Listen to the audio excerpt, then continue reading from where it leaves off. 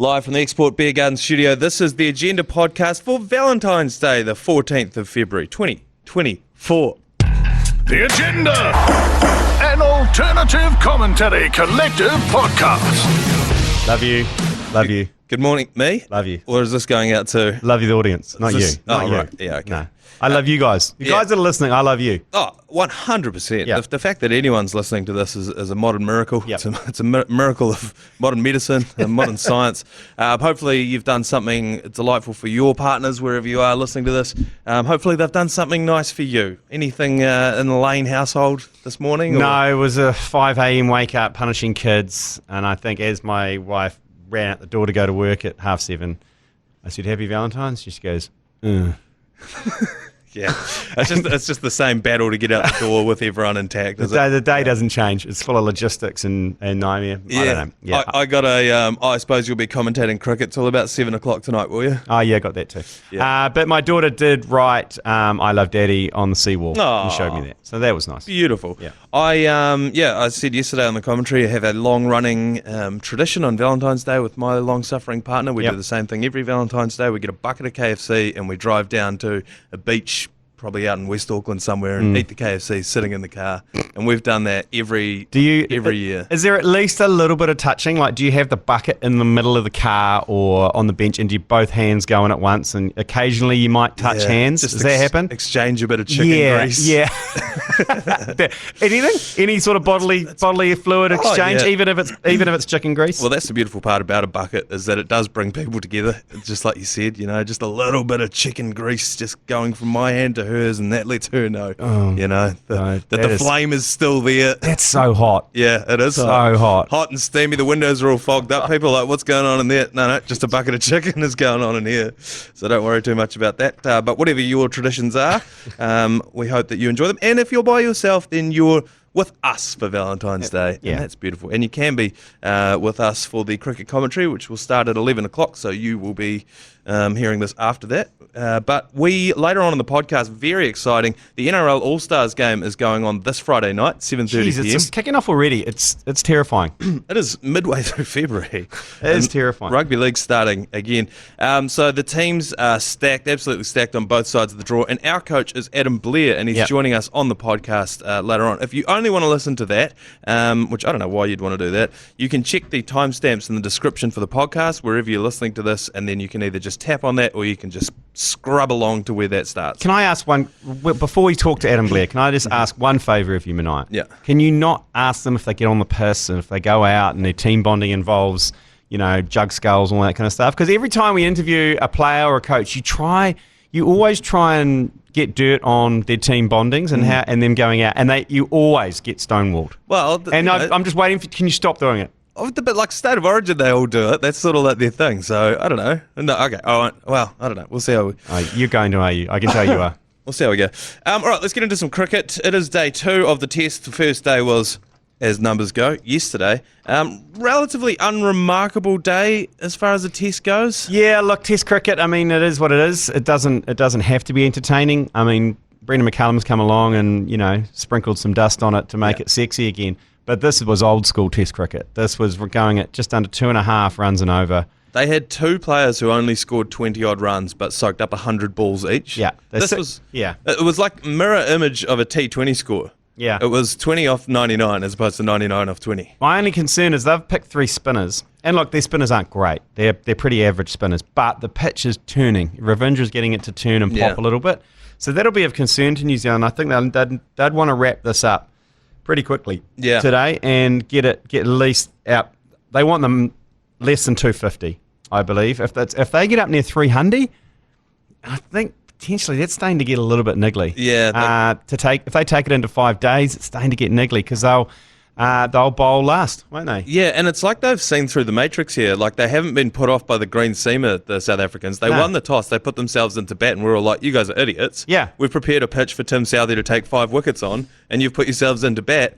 And lo and behold, they were right. Despite the fact that it was a luscious shade of green. As you said, it's turning and popping, and the spinners, one of their spinners who's been doing all the work for them out in the middle at the moment, the tradie Schnitzel von Krum with a very long very low tum. Very low tum, yeah. He's been absolutely tremendous out there, and much like the Karachi wheelbarrow, he's starting to garner a bit of cult hero status. 37-year-old leg spinner. On debut. On debut. He's on 34. You've got to watch it. Tune in to us and check it out. It's moving session. This session's going to be big. If they can fart to 300, we're maybe be playing for a draw. Yeah. But if we can rattle them out and get some good runs on the board today, then she's all on again. Is a draw still a series win for us? Yeah. It's 1-0. Okay, brilliant. Well, that's what's at the stake for us. Yesterday, the game day good punt came in. I think, was it a duck in the first session? Yeah, and Clyde Fortuyn, God bless you, his first ball of the game, he got caught with a screamer catch from Zippy from Rainbow, a gully off Matt Henry, and we were in the money. And today, it's not bad. It's good eating at 350. We've put the money on both Ravish and Rick Ravindra and Neil Wagner to get wickets in the first session. Oh. They're 6 down. The tail is imminent. Yes. And Wags loves hammering away at tail enders. Yep. And Ravindra is turning it. So that's not I'm backing ourselves to go back to back. Yeah, and I just feel like the joints of Schnitzel von Krum are going to be creaky this morning, whereas Ravindra is going to be spry. Oh, yeah. He's going to bounce out there and take a couple of wickets. I don't mind that. I might follow that one in myself. Sticking with cricket and the Black Caps, they've just announced their T20 squad to face Australia, and the huge news is Trent Boult will be playing. You beauty. This is the first time he's played a T20 for New Zealand since 2022. Yeah. He didn't play it all last year. He's only going to be in there for games 2 and 3. But which are the Eden Park games. Yes. Get along to Eden Park. We've got a pre-match function on the Friday night, 4 o'clock at the Empire. Free bus rides, free merch, drink specials, all sorts going on. So, yeah. How huge is that? I mean, Trent Boult must have just been licking his lips at this one. Oh, yeah. That's going to be good. Not a bad team. Mitchell Satner's captaining, obviously, because Kane Williamson, I think, is expecting the birth of his third child. Yes. So he has made himself unavailable for the T20 squad. Yep. Let's hope that there's no sort of delay in that birth and he misses the test matches. Yeah. It's otherwise pretty stock standard. Finn Allen will be in there. Mark Chapman, was he the player of the year, the batsman of the year, the ICC batsman of the year? Josh Clarkson will make his T20 debut. Interesting. Conway, Ferguson, Henry Milne, the who's who. Glenn Phillips, Ravindra, Seifert, Sodhi, and Tim Southey's just playing game 1. Why? He's tagging in for Trent Boult. Oh, okay. So, and resting for the test matches, probably, I believe. But there'll be a lot of asked of him in the test matches. Yeah, but it's going to be, it's a pretty strong Australian team they're sending out. It's vicious. Especially the bowlers always give me the heebie-jeebies. Yeah, for sure. But they are beatable, as evidenced by the fact that David Warner just lost his last game on Australian soil. Yeah. He did post 81 off 49. So it's not a bad way to go out. It's not a bad knock, but it wasn't enough to chase down the Windies, who were led along by Dre Russ, who scored 70-odd off like 30. Yeah. I love this guy. Andre Russell is like, I don't know, if you told me he was 43 years old, I'd believe you. If you told me he was 28, I'd believe you. I don't know, but it just feels like he's been around forever. And how much gold does he wear? Oh, it's ridiculous. The necklace looks like it's about 4 kgs. He's the epitome of West Indian cricket player. This is what you think of. He's cut from that Chris Gale sort of mould. Yeah. And I've seen a video of him pulling up to Chris Gale's mansion in Jamaica in it was like a McLaren or something. It was like a convertible McLaren. I forget what IPL team he plays for. But whenever, because you know how is it Chennai? Yes, I think it is. Because you know how they start up teams in different leagues around the world. Yeah. There's the American one, and there's a few different franchises that Super Kings have quite a few. Yeah. Yes, and every time they start a new one, he's their first signing, and so he goes around the world basically being the Super Kings, ambassador. He must make ungodly amounts of money. It's a good motivator for him as well to stay in a fine form and take away things like Warner. Someone forgot to tell him. They didn't send him the script. Dre Russ. Dre Russ doesn't follow. Ain't no script. No, he don't follow no script. So that's good for us when he comes over here. David Warner, that is. He's very, very beatable. This is something I wanted to address with you. I saw it on the TAB's Instagram page this morning. Paul Moati from the TAB has laid down a challenge to us. Yeah. He's seen all of the Bronco chat going around, as often happens just before the NRL and Super Rugby seasons. Yep. Bowden Barrett has the record. I think Roygard tied it just about a couple of months ago. So now he reckons, how hard could that be? And he's challenged us at the ACC and Blake Ashford, former Warriors player, to a Bronco. And we're doing it tomorrow, which makes me nervous. Yeah. So it's going to be Blake Ashford, Jeremy Wells, me, you, Paul Moati, and I said Jerry as well. I've never done a Bronco before. Neither. Not that I can remember. I don't think it was a thing when I was playing schoolboy rugby. It definitely wasn't. But it's 1.2 kilometres all up. Shuttles to the 20, 40, 60. You do that 5 times. I think the record that Bowden Barrett had was around 4 minutes, 13 or something. Maybe even 4:11. Okay, and the TAB are running odds now on They've set odds for us. So Blake Ashford's at 5:05, which I think is lightning quick, even for a retired athlete. Unders, overs, 5:05. Okay. Yeah, Jeremy Wells is at 5:15. Now, Jerry does run a lot. Yes, he's got a dangerously uncomfortable looking gait, but long legs. Yeah, very long legs. But I just wonder if the turning's going to be tough. I think he's going to lose a bit of time in the turns. Yeah. Because he's dangerously stiff. This is where it gets interesting. They've set my over-under at 7 minutes. Here's the tip. Go over.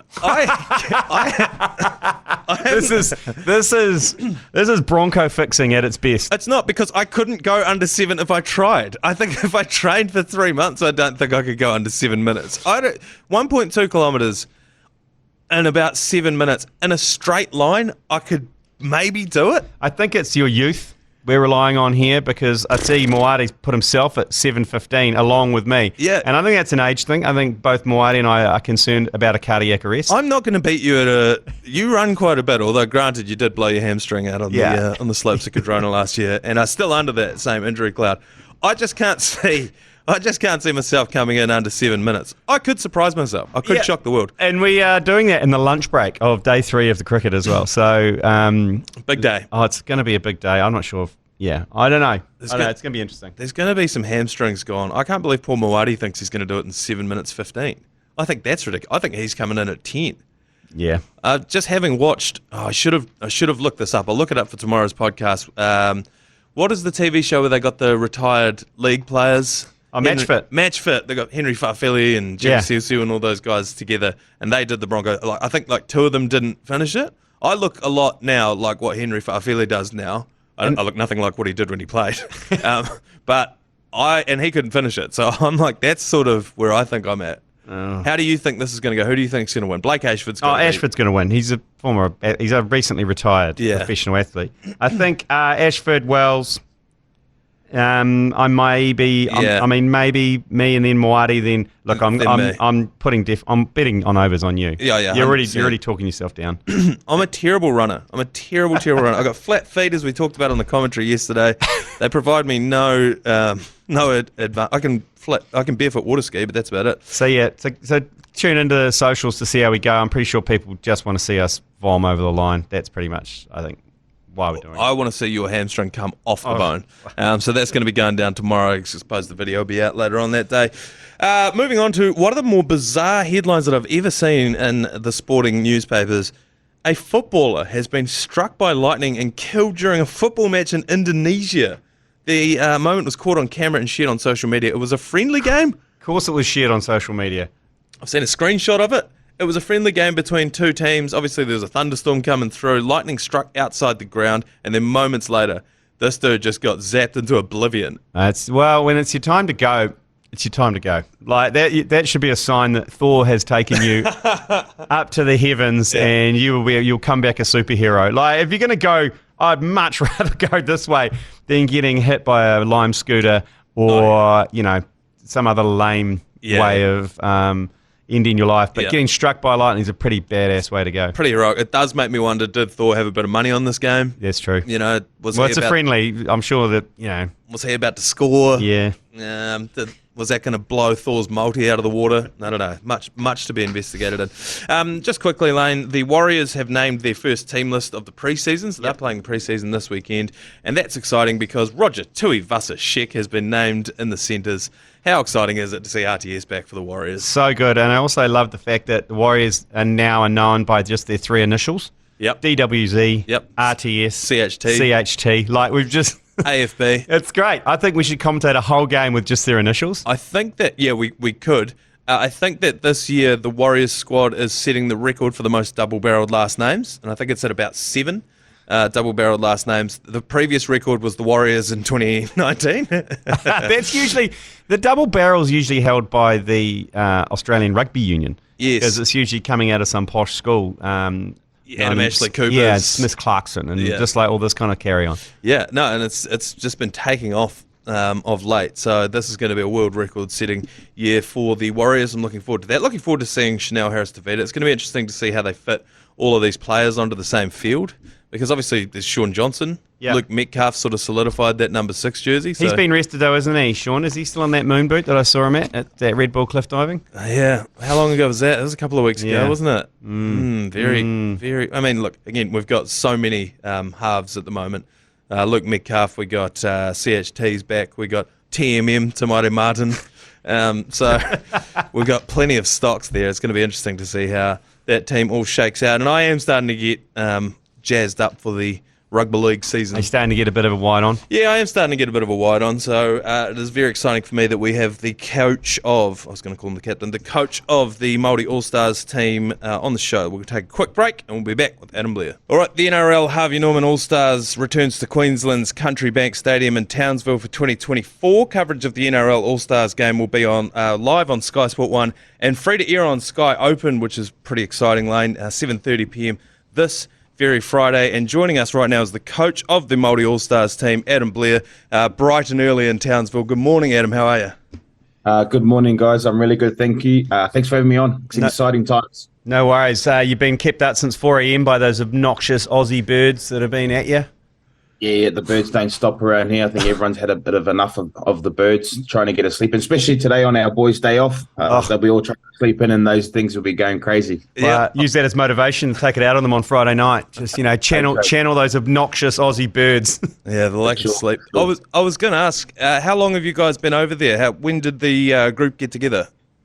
We got together Sunday evening, so everyone got in Sunday evening, where the last couple of boys turn up about 10:20 at night. So a lot of our formalities are done on day one, and the first 3 days are quite busy with obviously commitments to the NRL and Harvey Norman, which we always do, which is the boys understand what our roles are and our responsibilities are around this game and how we get about and do those things, and then it kind of eases up from today onwards. So it's great to have these boys in camp, and very blessed to have a quality side of players as well. Yeah, we'll get into the team very shortly, but I wanted to ask, when State of Origin get together, notoriously they all hit the piss on the first night, and that's their team bonding thing. What did the Māori All Stars team do in that first day to sort of get together? Does the guitar come out? Is it a garage party? What's the situation for the Māori All Stars? Oh, we go straight into our cultural work, which is obviously followed by a porphyry, which is coming onto the land and making sure that we do the right thing by our people. We have a lot of kaumatuas that come along with us, our borders here, so we do our formalities that way. That's how we start our day. That's how we connect together, because that's our customs and traditions, and it is in New Zealand anyway. So a lot of these boys come in here for that cultural perspective, and some of these guys don't really, or not really, that in touch with their culture. So this is a great opportunity for them to come in here and be comfortable in being Māori for a week if that's where they go. And a lot of times they put their hand up because that's where they want to come. They want to come there for the cultural perspective. Yeah, that's a good point, because a lot of these guys grew up in Australia, or even a lot of them had to move to Australia at a very early age. So how much different is this from, say, like an NBA All-Star game, which we see where they're representing the West or Eastern Conference? They don't really care. There's not a lot of feeling in the game. How much different is it having this be the Māori All-Stars as an identity for the team? Yeah, well, I've been on both sides now. So it was as a player, and there's no better camp. And I've been in a lot of camps in my time in rugby league. There's no better camp than coming into Māori's camp. Why? Because we're all one. We're all of the same blood. And this space gives you an opportunity just to be yourself. Sometimes we get a little bit shy, especially when we leave home early and we go into a different country and we go into some different cultures. So this allows our boys to come in here and just be normal. I don't know what normal, depending on what their normal is at NRL level, but here they can be a bit funny. They can be clowns and not be, I guess, feel shy about it. And this is what this week creates. It creates guys to give themselves somewhere, and I try and create a place of purpose for them so that they can come in here and be themselves, be comfortable in who they are, but then try and get in touch with that Māori side of some guys. There's a couple of boys here with different dual heritage. Obviously, Dan Gagai's Torres Strait Islander, which is nice for him to be here as well. So it's an opportunity for those guys just to connect and reconnect with their culture. Adam, there's one particular name on the Indigenous squad that looks like he should potentially be in your squad, and that is Hohepa Puru. Yeah, definitely. Yeah. Could you not recruit him in time, or? Well, what happens now? We're very lucky in the NRL at the minute. We had a list of 71 players that had at least played one game of NRL. Yeah. So you can only take 20 players into a squad. Yeah. And how it works is you collect a group of 40. And then you break that down to 20, and if guys pull in and out, then you have another group of guys ready to go. And the opportunity never stops for our Māori players, and I'm sure Hoipa one day would love to represent his Māori culture, just like a lot of other boys that are out there ready to go. So, we're very blessed and grateful to have guys that can play Māoris and that are at that elite level consistently week in, week out with the NRL. So hopefully one day we might get Hoipa over and give him an opportunity to represent his Māori side as well. Look, if it was a straight swap for Dane Gagai, look, I'll take it. If that's how it works. No disrespect to Hoipa, I'm sure it'll be around the other way in a couple of years. This Indigenous All Stars team is massive as well, but I think that there's been a few outs because I was looking on the social media, they post the team list, and then all of the comments, there's obviously, this is the fun part about team lists, is who's in, who's left out. Cobbo, Mam are probably some of the bigger names that weren't in that team. How does the selection process work, and is it, because it's pre-season, is there a lot of stuff that the players have to go through for their own club in terms of like injury clearances and things like that? How do players make themselves eligible for these squads? Well, when the process for us was, when I was named captain, I jumped on the phone and rang 71 players up and asked them if they're keen to represent their Māori heritage. That was a long couple of days, and at that stage, that's early November, so they've just started pre-season.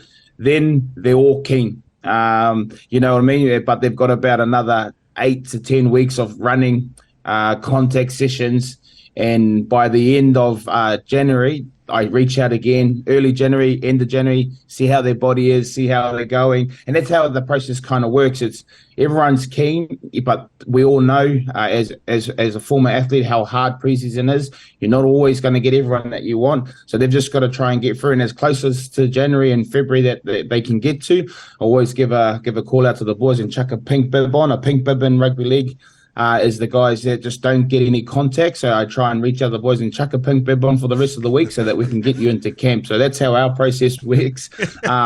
You're always trying to bring the best players in, and that's what this game creates. When it comes to representing your culture and your people, everyone wants to play. But at the same time, we understand that there is niggling injuries. There is a big season ahead of them. There is pressure for the clubs to release their players, especially if you've got the likes of Ezra Mam, Reece Walsh, those kind of guys in the Broncos who are superstars of the game. Always be nice to have those guys playing, but sometimes the clubs choose to hold those back, whether it be a little niggling injury or they've got an eye on what the year looks like for them as a club, and you lose one of those guys. Sometimes it could be not so beneficial for your team for the season. Yeah, I was going to say, because if I was the coach, or if I was in a position to pick the teams, I'd be starting to ring around like Cam Munster's parents. Like any chance, any Iwi affiliations over there? Could we figure something out? I had a little bit of a running joke with Luke Metcalf over at the Warriors. He reckons he's Māori as well. So he said, "Is there any chance of getting me in there?" I said, "Well, you dig deep and see if you can find something, and I'll have a think about it." Yeah, in terms of the game itself, when we watch the Barbarians games, which I think is kind of similar in rugby union, their sort of hallmark is trying different creative plays, things that you wouldn't otherwise see in rugby union. Is there anything that you guys have got up your sleeve that potentially you might not see in like the NRL or State of Origin? Any sort of creative plays that you want to try on the day? Yeah, well, I think those are great games to watch. Obviously a different game to how we play, and I think sometimes our game's a real simple game of rugby league, and we can get carried away with trying to overplay. And this is for most of our players their first game for the year. Yes. Everyone says it's they're warming up into their trial matches. When it comes to this game, there's no way that it's the intensity level is an international level type of game. They go at each other because they're putting their whānau, their iwi, their mountain, their river on their backs, and they're going out there and bashing each other for the first 20 minutes, the next 20, and the following 20 after that. So it's quite hard to try and implement some strategies around trying to come up with the trick plays. I know the Indigenous boys, they like to play that way. For us, we play to our strengths. Our strengths are our middle forwards, and it has been for a long time. We know where their strengths are, which are their outside backs with their speed. Yep. So we want to play to our strengths, and the more that we go out there and play the way we want to play, the better, and the more the result will go our way, because this is a hard game. There are quarters, but it's the first game for a lot of our boys, and you've got to go after the game, and it's an opportunity, and there's an opportunity for some young boys to get out there and display their potential, and hopefully give their club something to look at or think about. Some guys are on the fringe of playing first grade or there or thereabouts, or thinking about whether they're in or out. This game gives those guys an opportunity to go out there and show their clubs that they can make it in the big stage and be able to be played consistently week in, week out for their clubs. Yeah, and for us as fans, it's a great way to wet your whistle for the NRL season to kick off. It's a great way to start the season with a bang, and that is this Friday. It's a hell of a fan-friendly time, 7:30 p.m. As I said, NRL All Stars live on Sky Sport 1 and free to air on Sky Open, which is pretty exciting. Go well on Friday night, Adam. Best of luck to the boys. Awesome, team. Thank you very much. Cheers, Adam. See you, mate. Good luck.